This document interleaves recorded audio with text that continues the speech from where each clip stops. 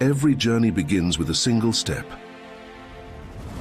For our friend, the hydrogen atom, that step is a bold leap from being part of a water molecule to an emissary of energy. In the heart of an electrolysis chamber, powered by renewable energy, water is transformed. Oxygen steps back, releasing the vibrant hydrogen atom. Alone, hydrogen is volatile, but when paired with captured CO2 and the help of a touch of alchemy, together, they forge a potent synthetic fuel. A new energy carrier, clean, efficient, ready to power our world. Innovative companies are investing in the production of e-fuels, which can then be distributed via the existing infrastructure to industry and consumers, providing them with a climate-friendly alternative to conventional fossil fuels. Aviation, maritime, heavy goods transport, even your car, e-fuels power a wide range of sectors and offer a sustainable solution to our diverse energy and mobility needs. We at the eFuel Alliance embrace the entire value chain and give it a face and a voice. Our goal is political acceptance and regulatory consideration of e-fuels as a significant contribution to sustainable climate protection. In the quest for green energy, e-fuels are an essential piece of the puzzle, linking today's infrastructure to a more sustainable future. The eFuel Alliance is powering this transition, forging a path from hydrogen to hope, because the future of energy is now.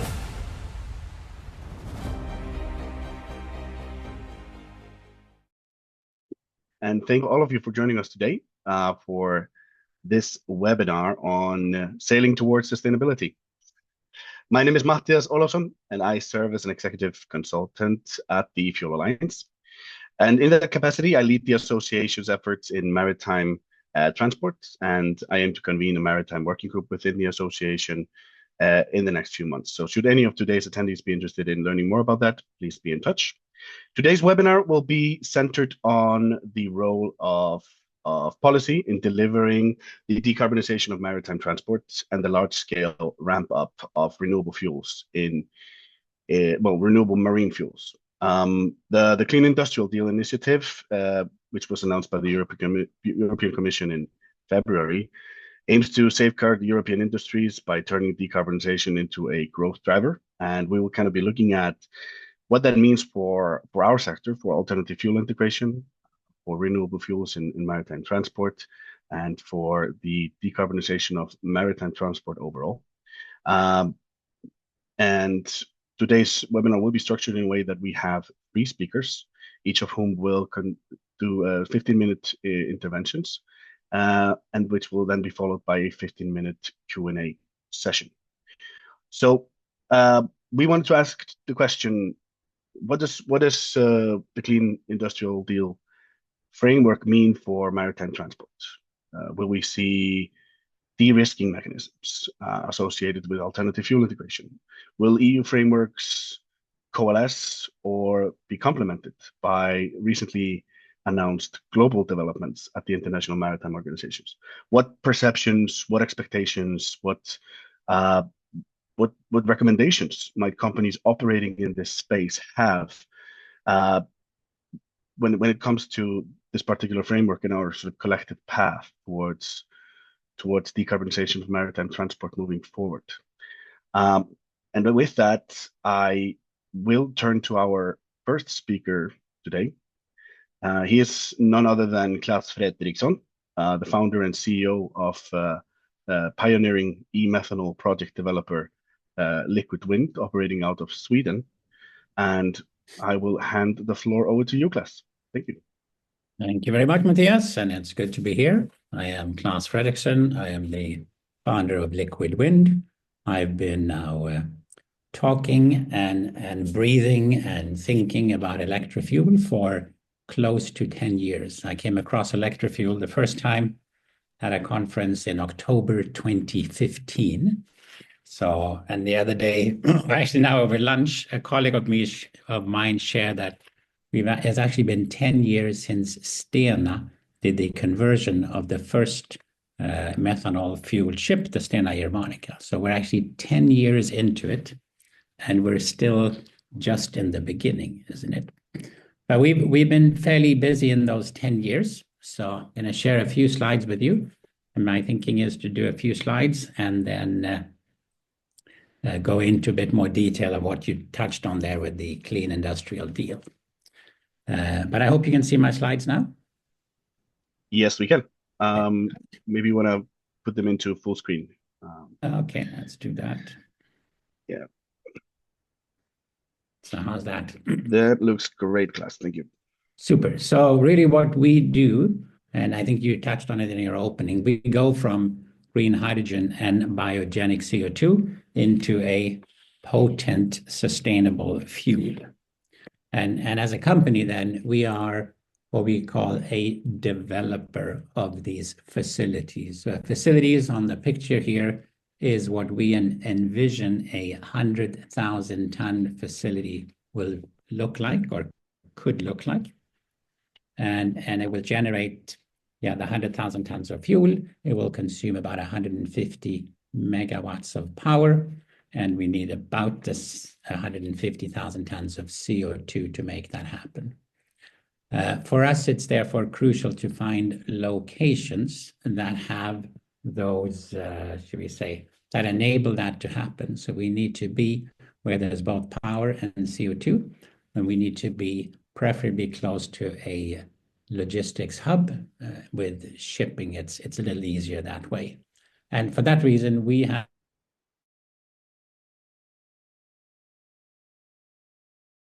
even in the upper half of Sweden and in Finland. That's our starting point. So we then develop these standardized facilities, and our view or our plan is to modularize a facility. So we basically chop that facility up in 50 or so pieces that we produce in fabrication yards in some other physical location.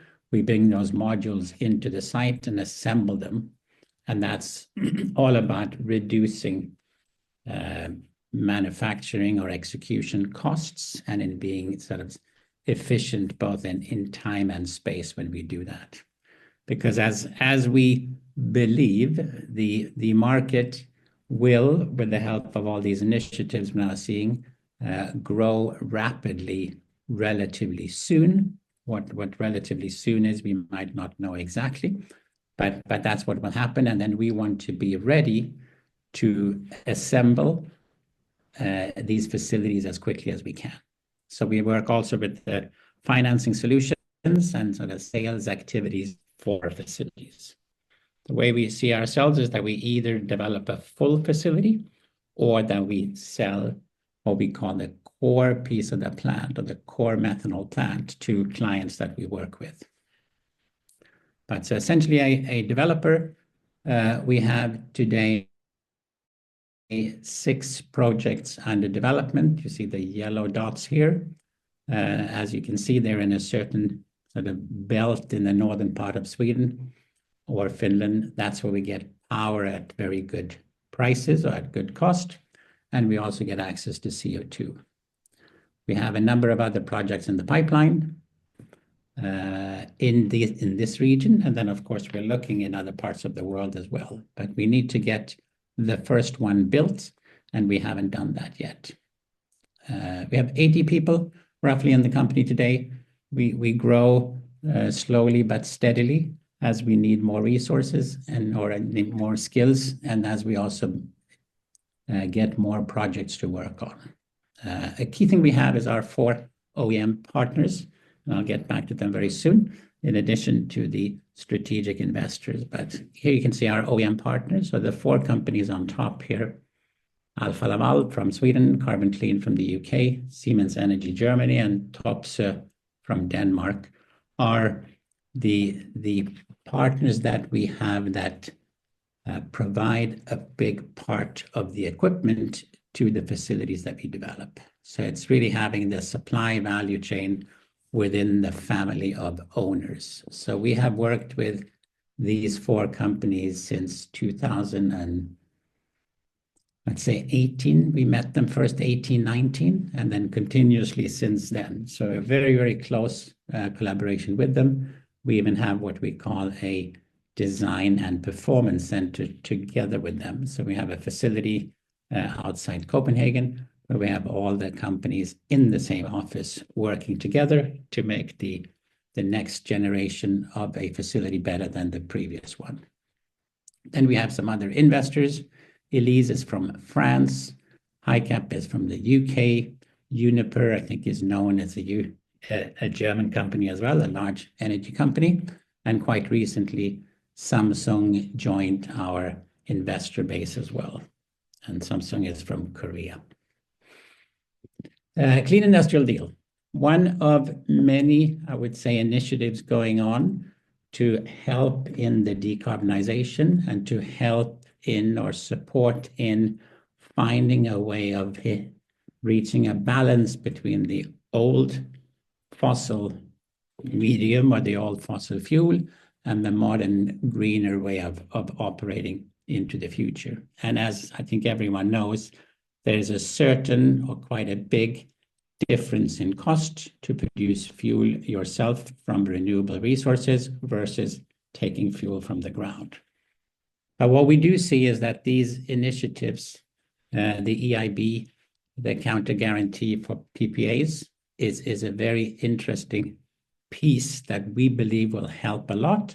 We haven't seen exactly what it's going to look like, but what we find is that today, for instance, we could buy power forward in the market at very favorable prices. But if we don't have anything to guarantee with, we can't do that. And as a developer, we cannot do that. So if there could be a way of having these guarantees available to us, we could now buy power forward and therefore have lower cost fuel when we come to the production date. So definitely an interesting one for us. The Hydrogen Bank is, of course, a good one. We were part of the first Hydrogen Bank. I think we'd like to see many more come.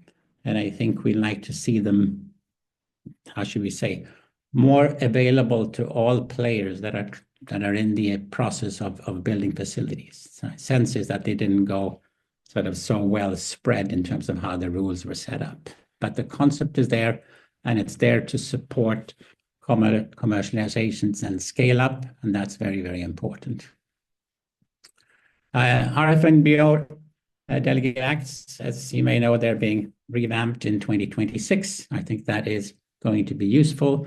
There are some regulations in there that are a little bit tight and difficult to deal with.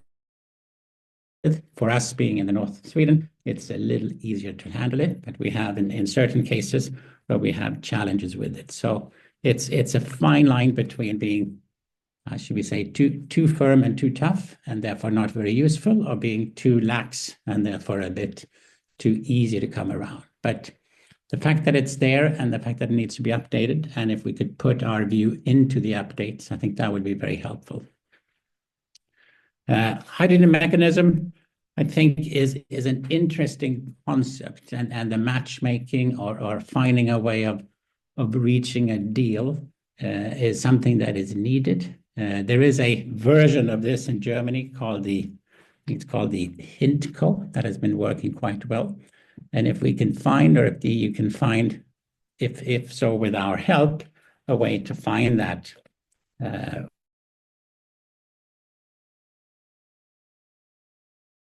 way of managing the balance between this, that would be very useful.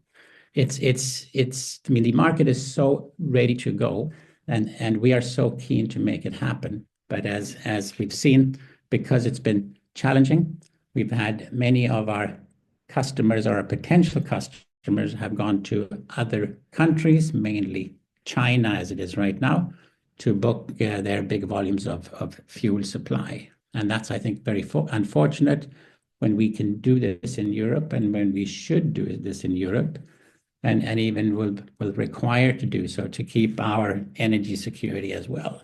So we really, really hope that these support mechanisms can come into play in a way that is favorable to those who want. And with that, I mean that it's not just a lottery, because it's a little bit of a lottery with the Innovation Fund, and also the Innovation Fund tends to go towards things that are innovative. That's the way it's designed, and that's not really what we're talking about here. We are talking about scaling up, commercializing fuel production in huge scale.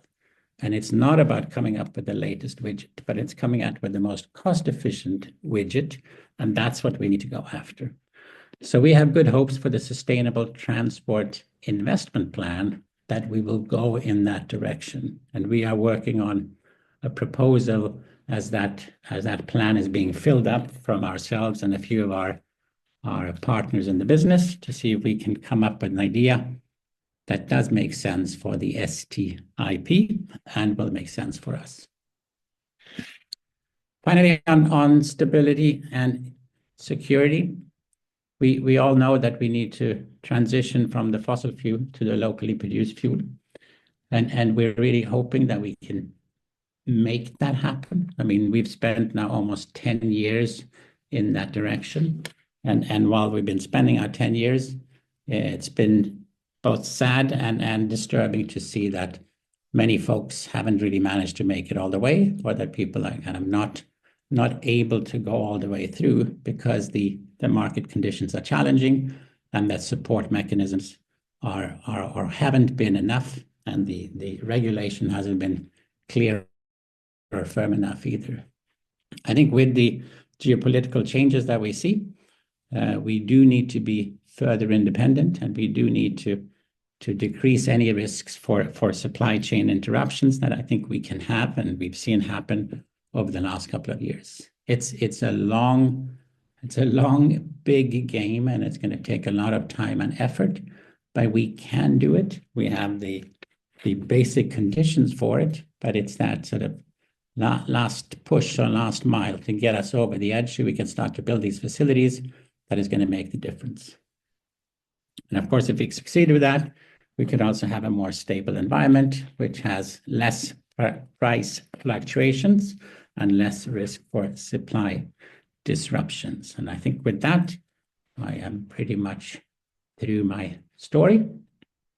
And what we think here is really the closeness of collaboration in terms of establishing e-fuel hubs, e-fuel collaboration, of making the bunkering part available in a good way, and then also adapting existing infrastructure that we already have all over Europe and all over the world to the slight modifications that we need to do to get into the synthetic fuels. Thank you very much. Thank you very much, Klaas, for your intervention. I think a lot of sort of questions and comments pop up in my mind, and maybe we'll keep that for the Q&A session, because I will now hand the floor to our next speaker, who is Sam Yarrow-Wright, Director of Maritime Policy at Royal Caribbean Group. Sam, if you're all set, the floor is yours. Thank you very much indeed. Let's just share, make sure everything's working well. Okay, can I make the assumption everyone sees this? Excellent. Thank you very much indeed. Hello, everyone. It's an absolute pleasure to speaking to you all today about my absolutely favourite topic, namely international maritime regulations. In particular, I wanted to elaborate on my views on how the new IMO, or International Maritime Organization, Net Zero Framework, which was agreed in the last few months, might impact the EU's framework and the Clean Industrial Deal in particular, and vice versa to a certain extent. Just to give you a little bit of background, I am indeed the Director of Maritime Policy for Royal Caribbean Group, or RCG, as I might refer to it. Originally was a Merchant Navy deck officer. I've served on multiple different types of ships, but then came ashore and have since spent many, many, many years going to IMO wearing different hats, but with a general specialisation, especially in recent years, on the decarbonisation work. I was there for the initial strategy all the way through to this one. So yeah, I've been going there for too long, as it were. To give you some very brief information on Royal Caribbean Group itself, because not everyone here may be aware. So we're a cruise and vacation industry leader with a global fleet of around 67 ships across 5 brands. We go to all 7 continents, and we have an expanding portfolio now of land-based vacation experiences with things like Coco Cay and Royal Beach Clubs. And we're actually about to launch a river cruise function soon as well. You may even have seen some mini announcements about that. But thinking of actually what we're here to discuss, just to note very briefly, I won't be able to talk about RCG specific fuel plans. That's commercially sensitive. So even though I'm sure a lot of people will be very interested in that, I'm afraid I can't quite discuss that during this webinar. So apologies for that. But again, thinking about the topic, it's just to provide a little bit of an overview of where my head's at, I think we'd all agree here, or the vast majority of us would agree here, no regulatory framework can operate in a vacuum. That's nowhere more true than in maritime. We have global regulations coming out of IMO, we have regional regulations coming out of places like the EU, and then have national, domestic, and even local regulations, all impacting the maritime sector. All these have to work together if we want to create a flourishing maritime ecosystem and all the advantages of globalization, economic growth, trade, etc., that will come with it. We're getting into the meat of the presentation itself. When it comes to fuel and it comes to decarb, things are obviously changing really, really fast. As we move towards net zero, and without giving spoilers to the rest of the presentation, Clean Industrial Deal, I'll just call it CID from now on for ease, is personally, I think, actually a great opportunity to ensure that decarbonisation doesn't mean deindustrialisation, that's a word, but about actually making the transition a competitive advantage, not a cost. Shipping often gets labelled as a hard-to-abate sector. It's global, energy-intensive, and has a perception of being very slow to change. Personally, I don't always think that perception is accurate, certainly not in recent times. But in any case, I think that the EU, the thing we're mostly here to discuss, does have a strong maritime ecosystem that could easily be built upon to take advantage of these opportunities. We've obviously seen regulatory moves on decarbonisation, the inclusion of the ETS, introduction of fuel EU maritime. But personally, if you could take one thing away from this, it's don't just look backwards. We have to look forwards. From an industry perspective, we need the tools to comply, backed up by effective and harmonized regulation. That means investment support for ships, for alternative fuel production, and a push on infrastructure, particularly at ports, to make these changes that have envisioned in the regulatory level viable at scale. Go into that in a bit more detail. Obviously, we have the new IMO agreement, and that could really help move the needle. It sends a clear global signal, and it creates an opportunity for the EU to align and to act as a leader on the actual event of maritime decarbonisation, on the transition itself. The overarching policy framework is starting to come together, though as I'll talk about in a bit more detail, I don't think it's quite there yet. But the success depends on how adaptable it is and whether or not we can channel enough capital to support the transition in the right places. So no one's mentioned the IMO framework in detail. I won't have time to go through it. It could easily take up a presentation in itself. In fact, I think pretty much all of the slides on this could be a presentation in themselves. But obviously, the Marine Environment Protection Committee, number 83, back in April, agreed on the net zero framework. It was a very fraught time. I know, looking through the attendance list of this webinar, there are a few of you I recognise from being in the room. So I'm sure you share my pain and memories of those days. But in essence, it's a legally binding, once it's finally approved and actually enters into force, multi-tier framework for reducing GHG intensities from ships. There are 2 different lines you have to meet, and I'll show you them in the next slide, though I suspect most people here will be aware of them. And you can reach them either using low GHG fuels to get you below direct compliance, or in fact, base compliance, or trading of different kinds of units. If you overcomply, you get surplus units that can help other ships. Could be banked or cancelled as well. And under-compliant ships will need to pay for remedial units in order to reach those compliance levels. At the moment, there is also the capacity within there for ships using ZNZs, as IMO calls it, so zero or near zero GHG fuels to begin rewards, but this is really not very well fleshed out at the moment. So it's quite difficult to bank upon it, as it were. But we should hopefully get more information. And it will enter force in 2027, but actual enforcement won't begin for 2028 because there are some behind the scenes things that need to happen, including updating of all the ship's energy efficiency management plans. It also establishes the IMO Net Zero Fund, which is where all the money from this is going to go. And I'll go into that a bit more depth in a second. But the upshot of all of this is actually fuels will be essential. Absolutely essential to this transition. We can get by with some fuels and some technology in the meantime, but ultimately this is a fuel standard and it will very quickly dip to the point where we need these advanced fuels or e-fuels or advanced biofuels in order to actually reach there. I'm sure everyone here, I'm not going to dawdle on this too long, this slide. I think you've already all have seen something equivalent to this. We all have our different versions of it. But it's just a nice pictorial demonstration of how the IMO Net Zero framework will work with both the Tier 2 deficits for the ships that are really not even hitting the base compliance, the Tier 1 deficits and then surplus unit generation and the rewards. So I'm not going to spend much time on here, but just to demonstrate it, something interesting to note here, when they were doing the calculation for where these values should be set, it was designed so that tier 2, you should want to use fuel to comply, but tier 1, you may not. And that was to establish sustainable and predictable revenue generation for other things, for pushing into the IMO Net Zero Fund. But yes, we'll move on from that. I wanted to very briefly touch upon the comparison between the various regulatory structures we have here. So we have the new IMO Net Zero Framework, then you have FuelEU Maritime and the EU ETS. Obviously, there are some areas where there is similarity. The factors are well to wake. All GHGs, the same for FuelEU and IMO, EU ETS, not all GHGs. Compliance, there are similarities between FuelEU and the IMO. IMO didn't opt for a completely standalone economic measure. It's been incorporated into the net zero framework, effectively into the GFS. And then the actual price of carbon associated with it is also different. ETS, obviously market-based, FuelEU flat penalty, carbon pricing within the, or GHG pricing, I should have said, within the IMO Net Zero Framework at the moment have effectively these RU prices, but those are forecast to change. In fact, they'll need to change as fuel availability and cost changes over years as well. There are formulas bouncing around the IMO about how to do that, but none of them were agreed in MEPC and MEPC 83. Just to note on the targets point, there is a difference between the IMO Net Zero targets and the fuel targets within FuelEU Maritime, fuel intensity targets.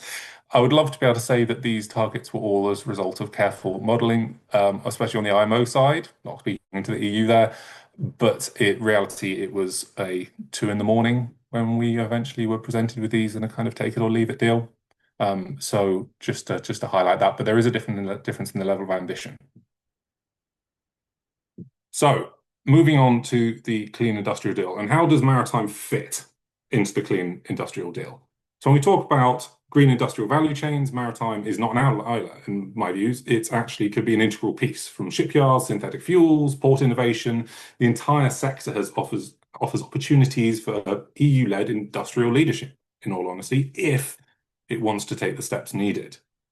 We're not just talking about cleaner ships, we're actually talking about an entire connected ecosystem that supports new builds, retrofits, fuels, and port infrastructure, including digitalization, with aligning industrial and climate policy to make sure they're actually supporting each other, while also scaling up and remaining competitive. So we need to scale up shore power, zero-emission fuels, vessels, without, and this is important, pricing the sector out of global competition. It's a delicate balance, I appreciate that, and actually supporting that in the right way will be absolutely key. And we've already heard a little bit about the opportunities for the Industrial Decarbonization Bank. That has a huge potential for us as well, for high capex retrofits, for example, helping de-risk first movers. But what do we actually need CID to do?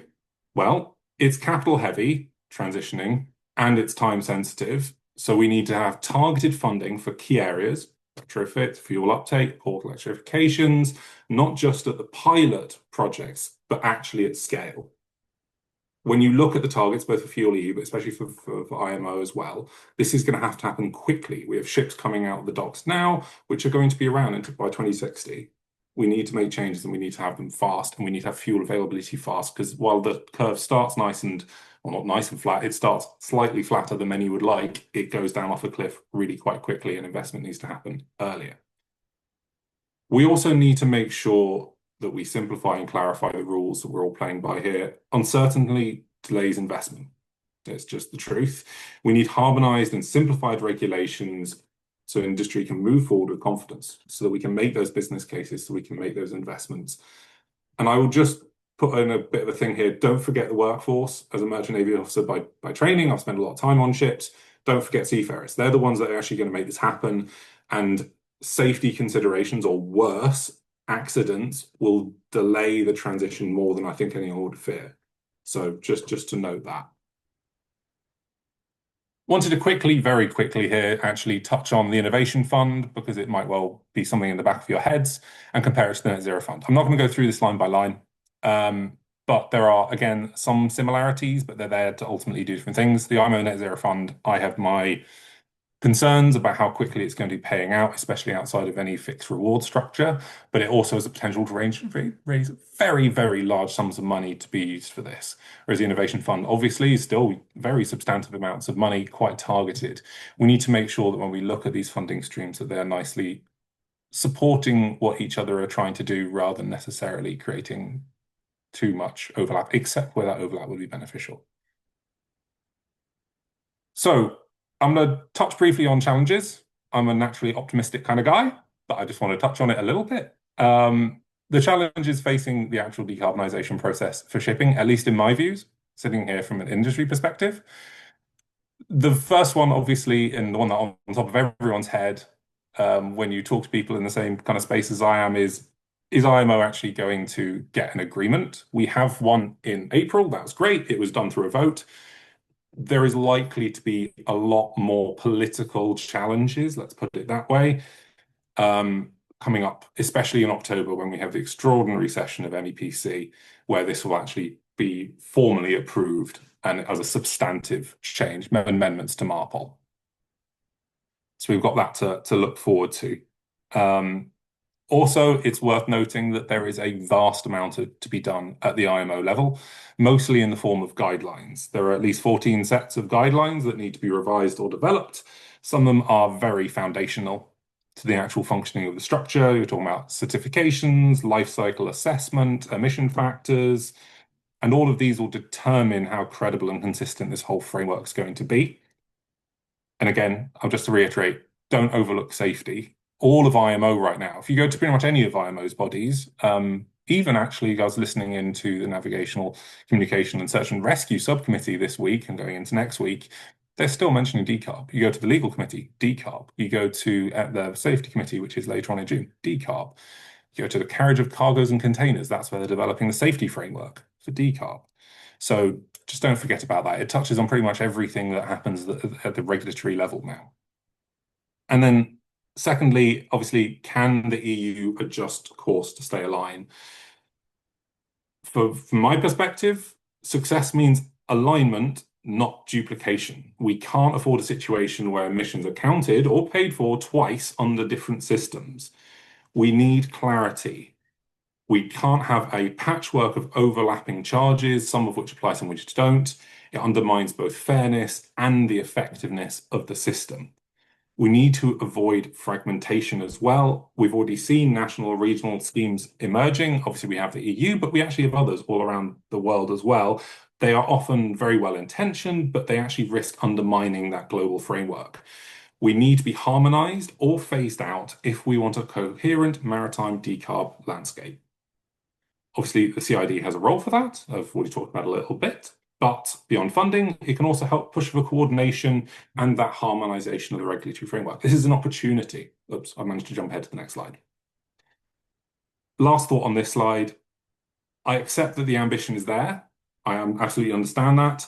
But both the EU and the IMO face the harder challenge of actually executing this in a way that works at the global scale. Shipping is a global industry. There's no way of avoiding that, and we need to make sure we have global solutions to those challenges. And that's actually where EU leadership has a lot of potential. Hey, next slide, pretty much. Technical, political, financial, these are the things that will matter when it actually comes to executing this. So, opportunities, much more my favorite topic. I think there's an opportunity here for global rules, but for local gains, benefits for EU, in other words.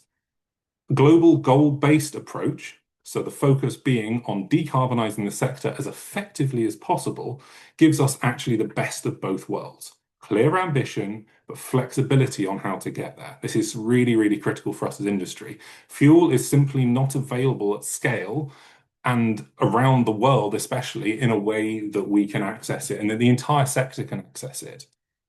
And that's the thing. The most important thing here is decarbonising the shipping sector. We need to be fuel technology neutral, and that'll be what will be used to drive real innovation instead of just regulatory tick boxing. We also need to rethink the overall framework and the toolkit being used here. With the IMO now setting up, there's a real chance and a real need for the EU to review ETS and fuel EU maritime. Streamlining systems would reduce administrative burden and prevent the, frankly, horrible pay twice, comply once scenario. But let's be absolutely clear, no transition happens without fuel, whether that's ammonia, methanol, hydrogen, or any other fuels you want to use.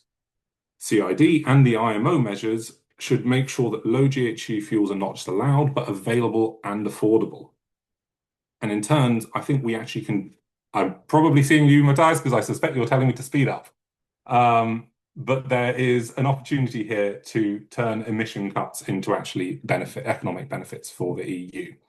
And that can be through the CID being a shipyard stimulus for emissions, EU jobs, technology, competitiveness. It doesn't have to be a cost, it can be an industrial engine.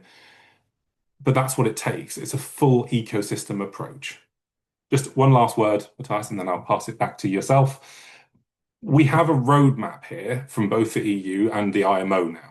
We have a global framework, we have a global roadmap. We have the tools, we just need to resist the urge to create multiple separate toll booths on the same road.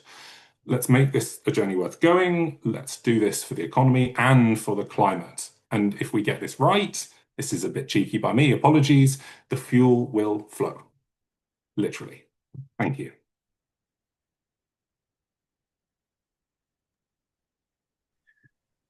Thank you, Sam. Yeah, I didn't mean to pop up and kind of undermine the last words. No, but we're on time. We're fine.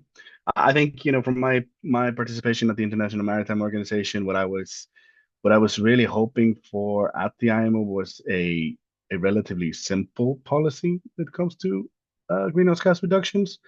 And while we did get an effective one, I think, which I'm happy for, it definitely isn't simple.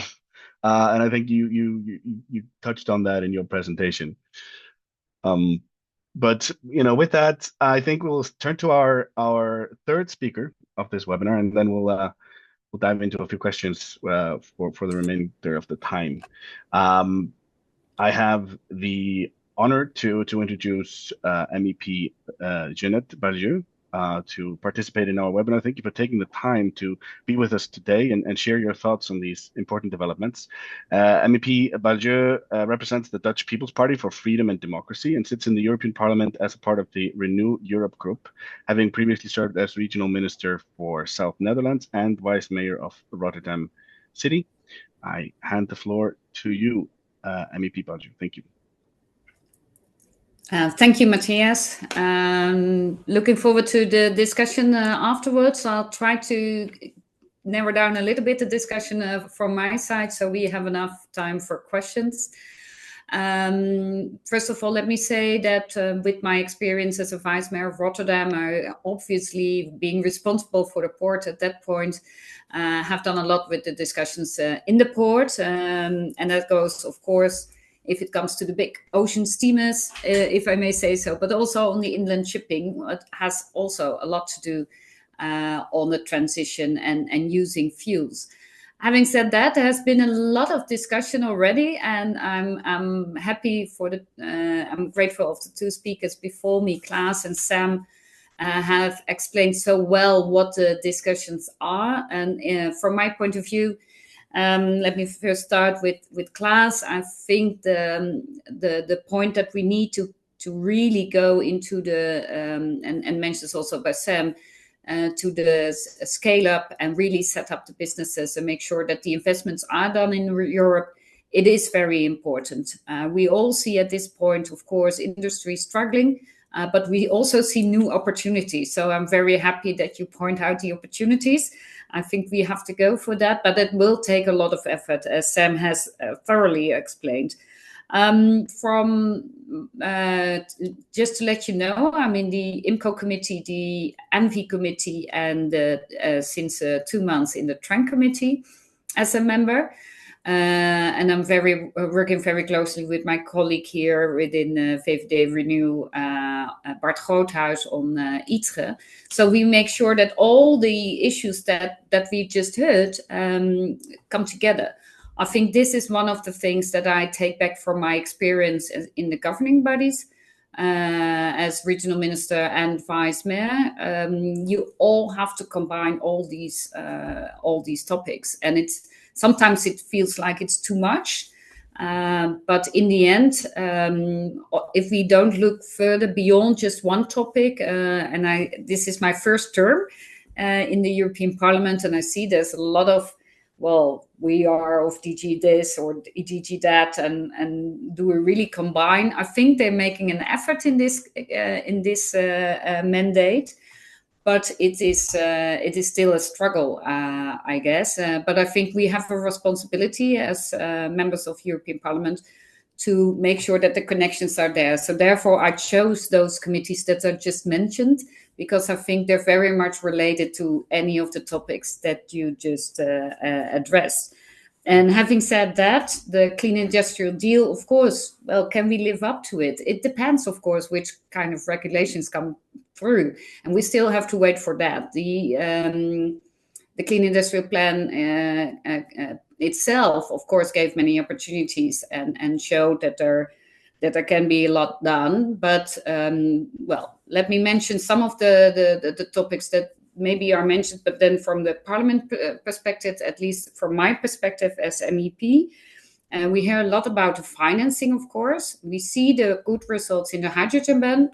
Yes, a lot of discussion on how it is implemented and what can be improved. And I think we should learn from what has been going on at this point, and how can we develop that further. And what can we also learn from the experiments on the hydrogen bank, maybe on other tools like the hydrogen bank, but then for other issues as well. There is, of course, a lot of discussion on any money here. Luckily, I'm not doing the budget committee because that's a fight for anybody else. But it's really difficult, of course, with so many topics fighting for the money.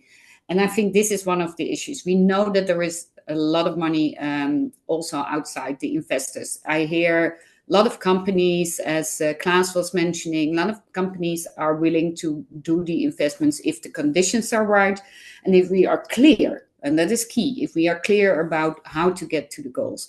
I don't think the goals in the end will be discussed, but it is the way towards it. And we see a lot on the issue of simplification. I think Parliament is really into simplification as long as it doesn't as long as it acknowledges the goals where we need to go to. But we have to make it simpler. And I agree very much what has been said. I'm very much of the policy that if there is a good international regulations, then the high level of international regulations, we would have to follow that instead of maybe copying and having two systems next to each other. So I think there's a lot of work to do. I'm looking forward to the input of you as well. And also Klaas and Sam, of course, the lines have been set up between us. So I think we should use that because I think this is really important. Having spoken to a lot of business, knowing the business community, I always say they want to go that path, but they need to have clear goals, clear rules, and yes, de-risking. So if we come to the finance part, it's not always about more money, but it is de-risking. So sometimes it can be about guarantees or loan conditions or whatever. I think these are things that we have to look into as well. Maybe on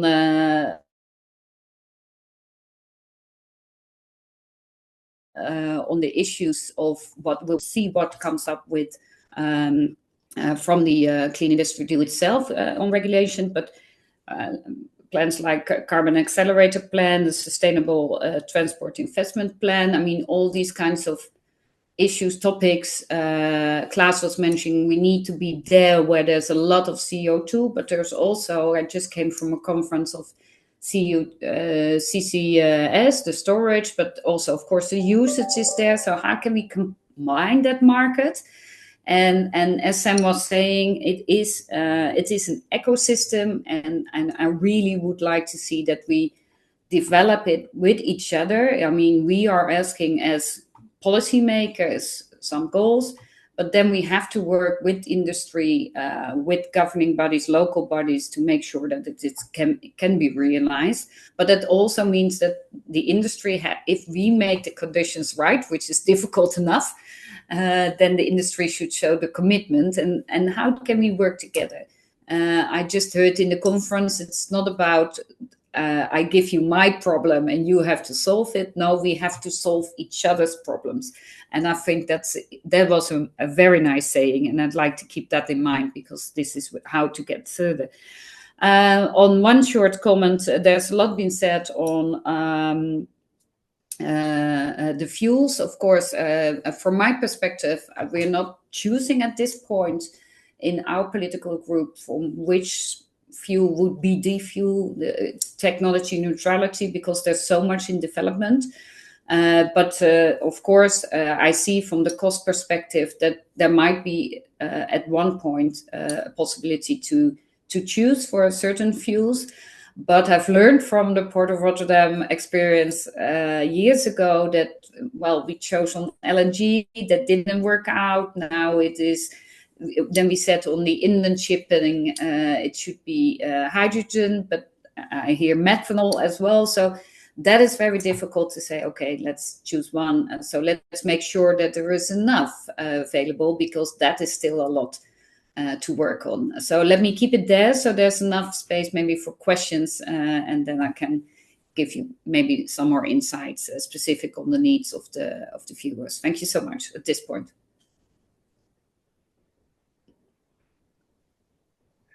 Thank you very much, MEP Baju, and thank you for the other speakers for contributing today. So let's go to a few questions, and we have some in the chat, but I would like to sort of use my position as moderator to perhaps forward my own question to the front of the line. I've been doing these conferences now in maritime transport for these last few weeks, and it seems like the new buzzword is targeted investment or targeted financing. And I think all of our speakers today did use that phrase. And I think maybe if we start with you, MEP Baju, the Clean Industrial Deal envisions a €100 billion decarbonization bank, which a lot of money. How do we narrow this down to an understandable sort of pragmatic approach? How do we, as you said, combining all these topics sometimes feels like it's too much. I'm starting to feel it's a little bit too much for me as well. So I guess I'm just because you are a taxpayer as well, so you have to pay taxes in the end to finance.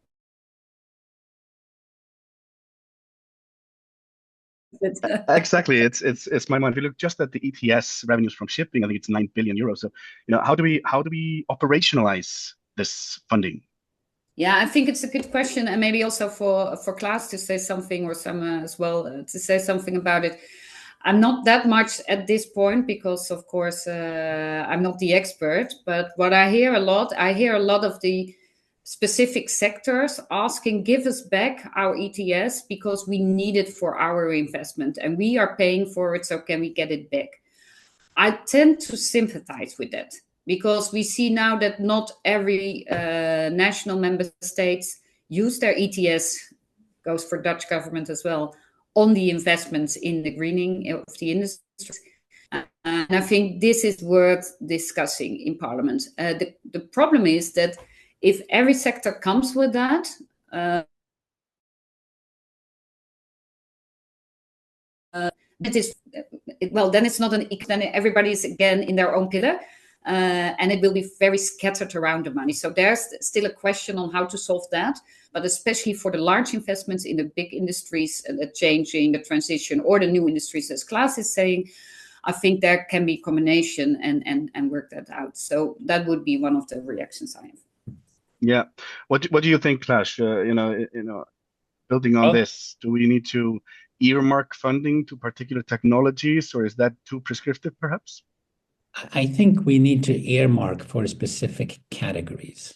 And the e-fuel category is a fairly broad category, but also a super important one. I mean, our target is that by by 2050, the EU has said that half the liquid fuel will be e-fuels. Now, today we're not even under 1%, right? We haven't even started. And it's not that we haven't tried. I mean, we've tried for quite a while. So I think that targeted financing that you talk about is absolutely essential to jumpstart the industry. And we say we have 5 facilities ready to go.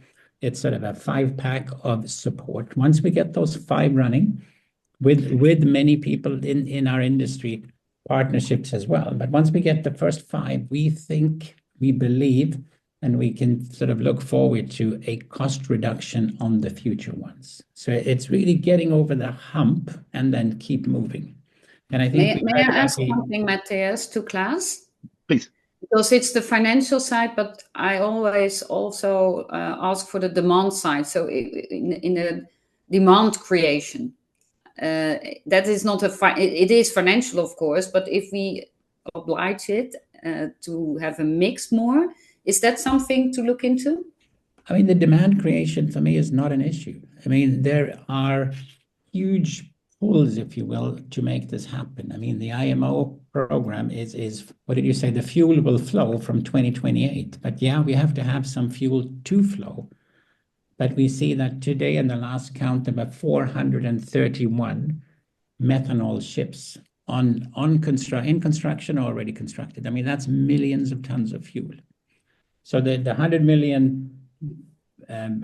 billion you talk about there, I mean, would make up in our simple calculation some 200 to 300 facilities, or something like 100 to 150 terawatt hours of fuel, which will take us a long way.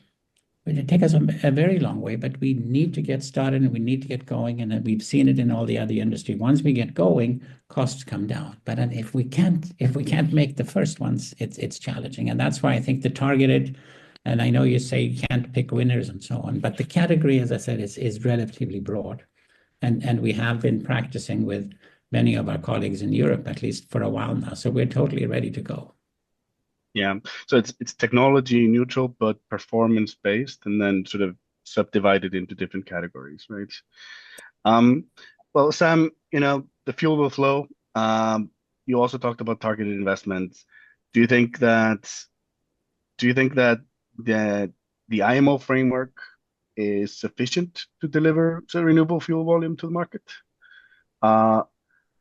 Do we have a role with the Clean Industrial Deal to in the maritime dimension to simply sort of complement the global developments? Yeah, it's a really interesting question. And I mean, I think we've known since the revised 2023 strategy came that shipping is going to decarbonize. The question is how.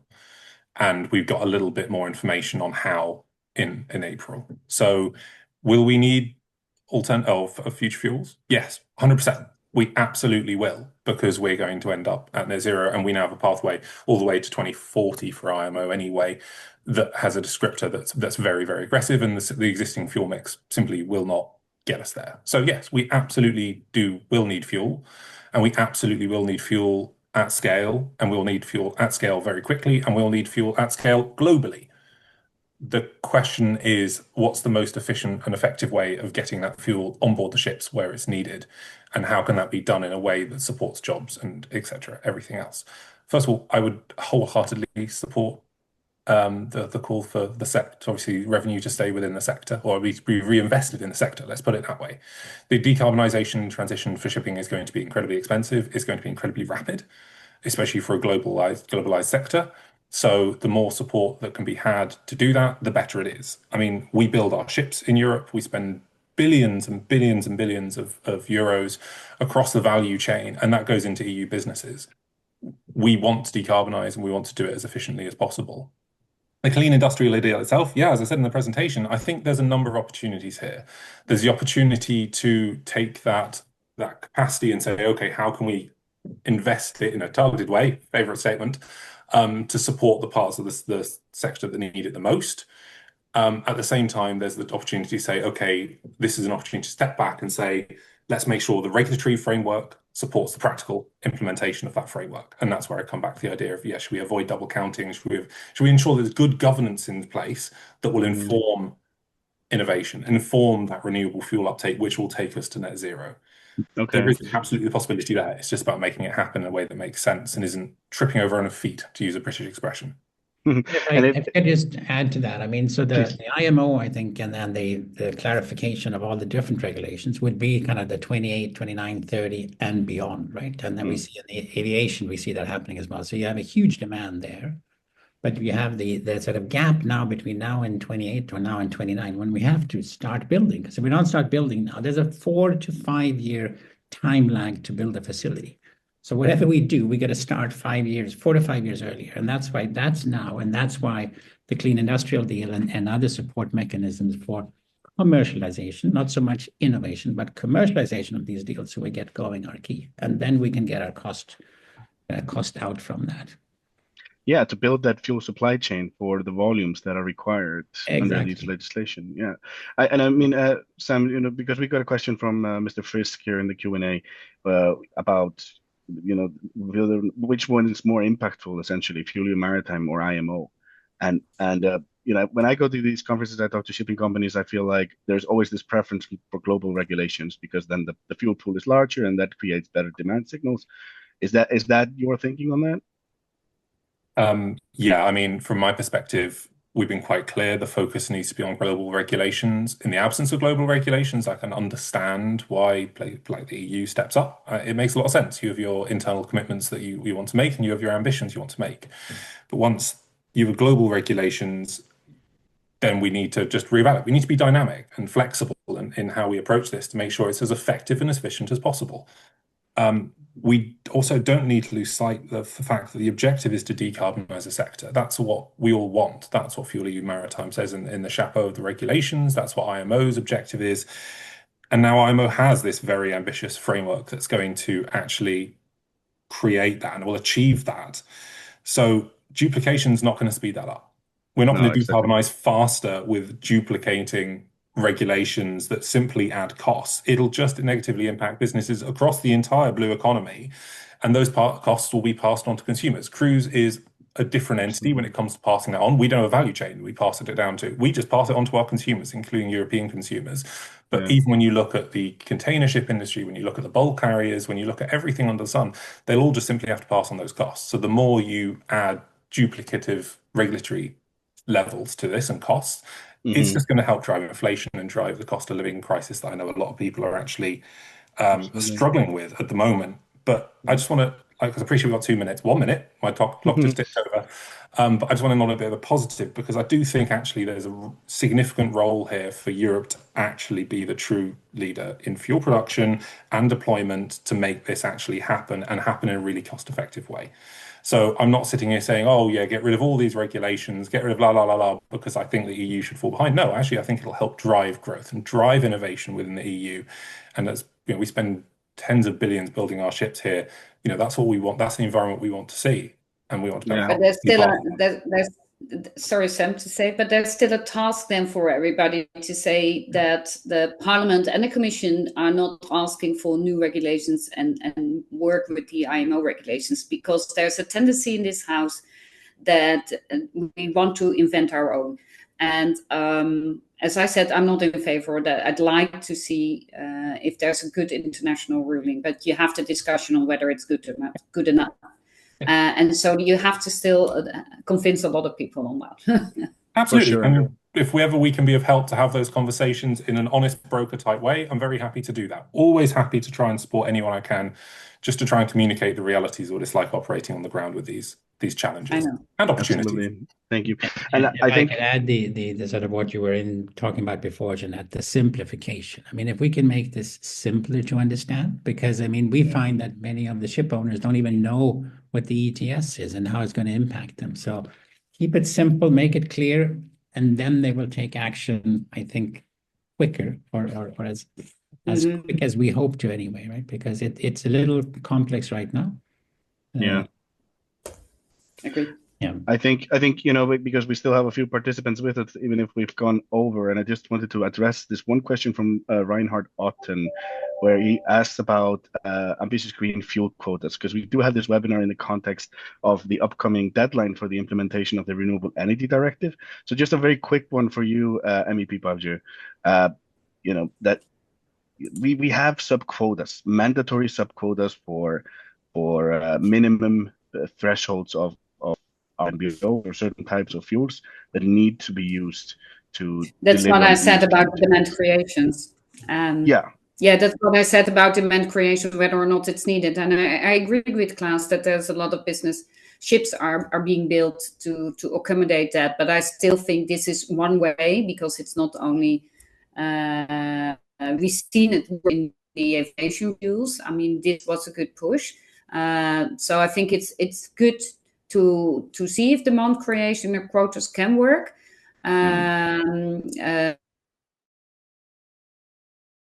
But then we have to work that out with the industry, because if it's needed, then it has to be realistic and not just setting a goal while still not produced and then penalize the industry for not using it. I mean, this sometimes the squeeze where parliaments gets too enthusiastic, and I'm more about the realistic figures. So we have again to do that together. Absolutely, and we at the E-Fuel Alliance certainly support ambitious quotas for fuels. Obviously, that keeping in mind that we don't need more targets that are unachievable, but that realistic demand signals are well worth it. But just on that one, please. You could combine, if you do want to have demand creation, you could set demand targets, you could quantify them, and then you could support on the other side on the production piece so that you make sure you get there. Because if you only have demand quotas and nobody's making the fuel,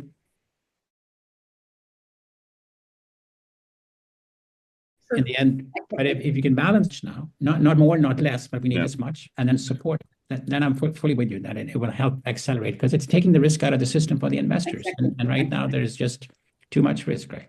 Absolutely. Something I'd really like to add to that, if possible. I appreciate we're 3 minutes over. But I would just encourage people, when they think about this, to think of the carrot, not the stick.